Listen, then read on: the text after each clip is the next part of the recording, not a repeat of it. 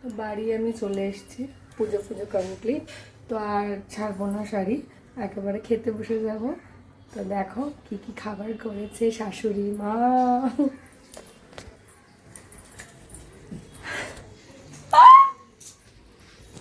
দেখো এটা জন্মদিন স্পেশাল। থ্যাংক ইউ মা, থ্যাংক ইউ সো মাচ। এবার আমি খাবো। মনে হচ্ছে সেই আইবুড়ো ভাতে আমি যেরকম খেয়েছিলাম, ঠিক আছে আমার বউ ষষ্ঠী হচ্ছে জন্মদিনে। থ্যাংক ইউ বাবা।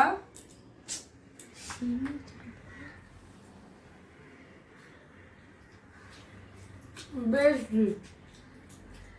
কিচ্ছু লাগবে না।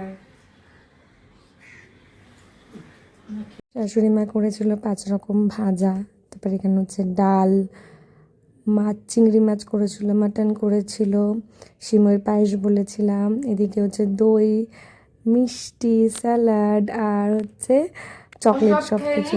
অনেক খাবার, জানি না সবটা শেষ করতে পারবো কিনা। কেমন হয়েছে সেটা আমি তোমায় খেয়ে দিয়ে জানাবো।